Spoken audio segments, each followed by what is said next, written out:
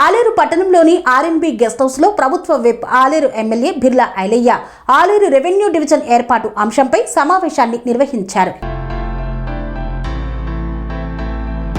యాదాద్రి భువనగిరి జిల్లా ఆలేరు పట్టణంలోని R&B guest house లో ప్రభుత్వ విప్ ఆలేరు శాసనసభ్యులు ఆలేరు రెవెన్యూ డివిజన్ ఏర్పాటు అంశంపై సమావేశాన్ని నిర్వహించారు. ఈ సందర్భంగా బిర్లా ఐలయ్య మాట్లాడుతూ 10 ఏళ్లలో అధికారంలో ఉన్నప్పుడు ఆలేరు రెవెన్యూ డివిజన్ ఎందుకు గుర్తుకు రాలేదని ప్రశ్నించారు. ఎన్నిసార్లు ప్రస్తావించారో ప్రజలకు చెప్పాలని డిమాండ్ చేశారు. ఆలేరు రెవెన్యూ డివిజన్ ఏర్పాటుపై తాను అసెంబ్లీలో 2 సార్లు ప్రస్తావించానని ఆయన మీడియాకు తెలిపారు. గత 10 ఏళ్లలో తీసుకొచ్చిన నిధులతో పోలిస్తే కేవలం 2.5 సంవత్సరాల్లోనే భారీ స్థాయిలో అభివృద్ధి నిధులు తీసుకువచ్చామని పేర్కొన్నారు. 44 లక్షలతో సీసీ రోడ్లు నిర్మించామని, తమ ప్రభుత్వం అధికారంలోకి వచ్చిన తర్వాతే అండర్ పాస్ నిర్మాణం ప్రారంభమై త్వరలో ప్రజలకు అందుబాటులోకి రానుందని తెలిపారు. ప్రతి మున్సిపాలిటీలో ఆధునిక మున్సిపల్ కార్యాలయ భవనాల నిర్మాణం చేపడుతున్నామని వెల్లడించారు. బహదూర్పేట చెరువును సుమారు 2,50 లక్షల రూపాయలతో అభివృద్ధి చేశామని, గత ప్రభుత్వం 10 ఏళ్లలో తీసుకువచ్చిన నిధులకు సమానంగా తాము 2.5 సంవత్సరాల్లోనే సుమారు 70 కోట్ల అభివృద్ధి నిధులు తీసుకువచ్చామని తెలిపారు. వచ్చే నెలలో మరో 10 కోట్ల నిధులు తీసుకురానున్నట్లు వెల్లడించారు. కొరణపాక కాల్వపల్లి వంతెన నిర్మాణ పనులు వేగంగా కొనసాగుతున్నాయని, ఆలేరు నియోజకవర్గ సమగ్ర అభివృద్ధి తమ ప్రభుత్వ లక్ష్యమని పేర్కొన్నారు. ప్రతిపక్షాలకు తన విజ్ఞప్తి ఒక్కటేనని, ప్రజల ప్రయోజనాల కోసం అందరూ కలిసి పనిచేయాలని కోరారు. ఆలేరు రెవెన్యూ డివిజన్ సాధన కోసం సహకరించాలని, అనవసర రాజకీయాలు కాకుండా అభివృద్ధికి తోడ్పడాలని విజ్ఞప్తి చేశారు. ఆలేరు అభివృద్ధే మా ధ్యేయం, రెవెన్యూ డివిజన్ సాధనే మా లక్ష్యమని పేర్కొన్నారు. ఈ కార్యక్రమంలో శోభారాణి, బాలమణి, చైతన్యారెడ్డి, అశోక్, కాంగ్రెస్ పార్టీ శ్రేణులు తదితరులు పాల్గొన్నారు. మీడియా ఆలేరు మిత్రులందరికీ పేరు పేరున నమస్కారాలు తెలియజేస్తూ, ఈరోజు కాంగ్రెస్ పార్టీ ఆధ్వర్యంలో ప్రజాపాలన ద్వారా గౌరవ ముఖ్యమంత్రి రేవంత్ రెడ్డి గారి సహకారం, ఇక్కడ ఆలేరు నియోజకవర్గంలో ఉన్నటువంటి రాష్ట్ర, జిల్లా, మండల నాయకుల సహకారంతో ఇప్పటివరకు ఆలేరు ఎంత పురోగతి చెందింది, అదేవిధంగా రేపు మేము కార్యక్రమాలు చేపట్టబోయే ఈ 2.5 సంవత్సరాలు మీ ముందు ఉంచడానికి నిన్న ఏదైతే అఖిలపక్షం అని చెప్పి రెవెన్యూ డివిజన్ కోసం ప్రెస్ మీట్ పెట్టడం, ప్రతిపక్షాలు అడగడం సహజం. ఎందుకంటే అధికార పక్షాన్ని ఇప్పుడు కూడా ప్రతిపక్షాలు అడగడం ప్రజాస్వామ్యం ఉన్న ఆనతి కాబట్టి, మరి వాళ్ళు కూడా సత్యదూరమైన మాట్లాడారు కాబట్టి ఈరోజు మా రాష్ట్ర నాయకులు ఇక్కడ ఉన్నటువంటి కాంగ్రెస్ పార్టీ శ్రేణులు ఈరోజు రావడం జరిగింది. ముఖ్యంగా మున్సిపల్ ప్రథమ పౌరాలు చైర్మన్ గారు బీజేపీ బాలమన్ భాస్కర్ గారికి, రాష్ట్ర మహిళా కమిషన్ చైర్మన్ అక్క శోభారాణి అక్క గారికి, పెద్దలు రాష్ట్ర నాయకులు పిఎస్సి చైర్మన్ అన్న ఉపేందర్ రెడ్డి అన్న గారికి, సోదరిమణి మార్కెట్ కమిటీ చైర్మన్ చెల్లె చైతన్య మహేందర్ గారికి, గౌరవ వైస్ చైర్మన్, కౌన్సిలర్లకు, కోఆప్షన్ సభ్యులకు, సర్పంచ్లకు, టౌన్కి సంబంధించినటువంటి ఇప్పుడు రాష్ట్ర నాయకుడు ఏజాజ్ గారికి, అదేవిధంగా అందరికీ మాజీ చైర్మన్లకు, మాజీ కౌన్సిలర్లకు కూడా ధన్యవాదాలు. గతంలో ప్రకటించక ముందుకే, రెవెన్యూ జాగ ముందుకే ఎవరు అంటారు మాజీ ఎక్స్ఎమ్మెల్యే కట పాలాభిషేకాలు చేసిరట. ఇక్కడే చేసిరు, చేసుకొని పాలాభిషేకాలు చేయని, లేకపోతే నెయ్యాభిషేకం చేసుకొని నెయ్యాభిషేకం చేయని. నేనేమంటున్నా మా మీడియా మిత్రుల ద్వారా, మా ప్రింట్ అండ్ ఎలక్ట్రానిక్ మీడియా ద్వారా ఆలేరు అభివృద్ధి కోసం నేను పాటుపడుతున్నా. ఆలేరు ప్రజలు నన్ను ఆస్వాదించారు కాబట్టి నేను పాటుపడుతున్నా. నెక్స్ట్ మీ ప్రజలు ఎవరిని ఆస్వాదిస్తే వాళ్ళే అవుతారు.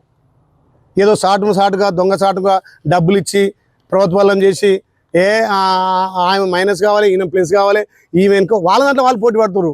మీరు దాంట్లో మీరు పోటీ పడరు. నువ్వో గుంపుగా 5 గుంపులు ఒక్కొక్క పార్టీలో తయారైనాయి. వద్దంటలేము. కానీ విచిత్రమైన పొత్తులు ఎక్కడిది? బీజేపీ బీఆర్ఎస్ 10 ఏళ్ళు బీఆర్ఎస్ ఉంది.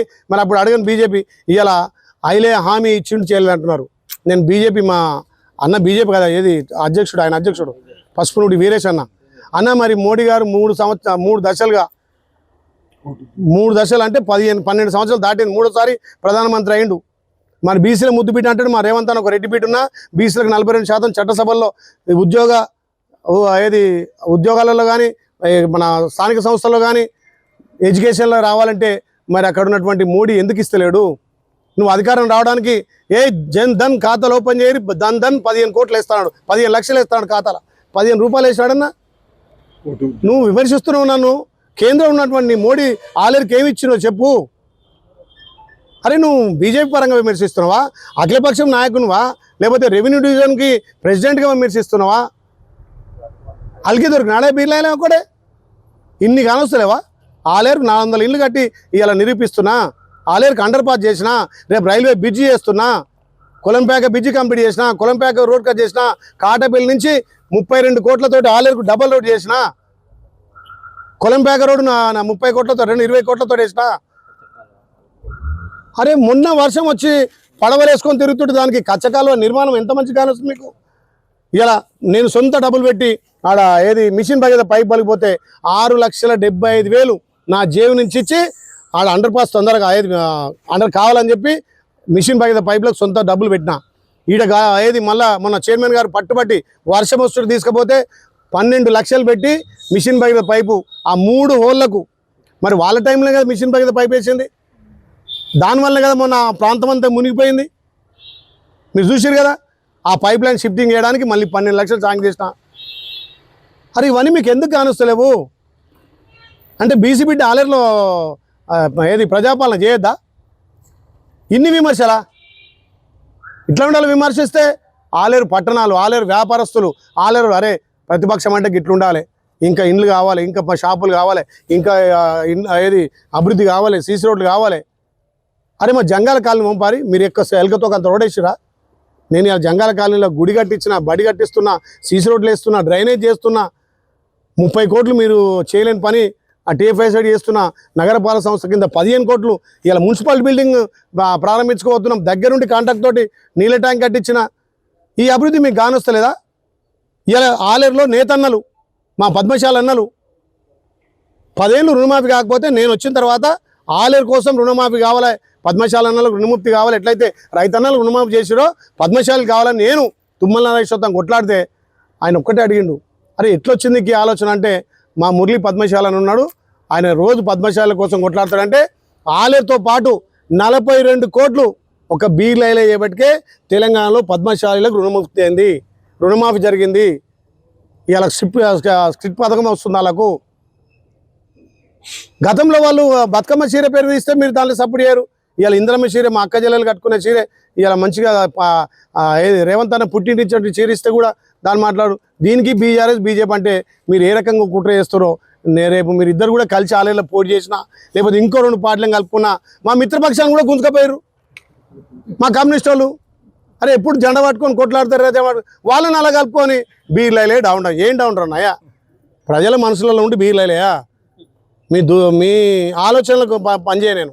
మీరు తిడతానో మీరు చేస్తానో కాదు, అభివృద్ధి పేపర్ మీద చూపించండి. మా అఖిలపక్షాన్ని కూడా పిలిచిన, ఇప్పుడు లోపల అఖిలపక్షంతో మాట్లాడతా. 10 ఏళ్ళుగా మీరు ఏం చేసిరు? మీరున్నప్పుడు ధనిక రాష్ట్రం, ఎందుకు ధనిక రాష్ట్రంలో మీరు ఇండ్లు ఇయ్యలే? ఎందుకు ధనిక రాష్ట్రంలో రేషన్ కార్డు ఇయ్యలే? ఎందుకు ఆలేరు నగరాన్ని అభివృద్ధి చేయలే? ఎందుకు అండర్ పాస్ చేయలేకపోయారు? ఎందుకు ఫ్లైఓవర్ కట్టలేకపోయారు? ఇలా అది కనీసం ఆలేరు మంచినీళ్ళు తాపిచ్చిరా? ట్యాంకర్తో కొడితే ఇవాళ మీ బిడ్డగా గంధమాల నింపి 3 సార్లు బిక్కేరు వాగు ఆలేరు వాగు పోనే మాట వాస్తవం కాదా? ఆలేరు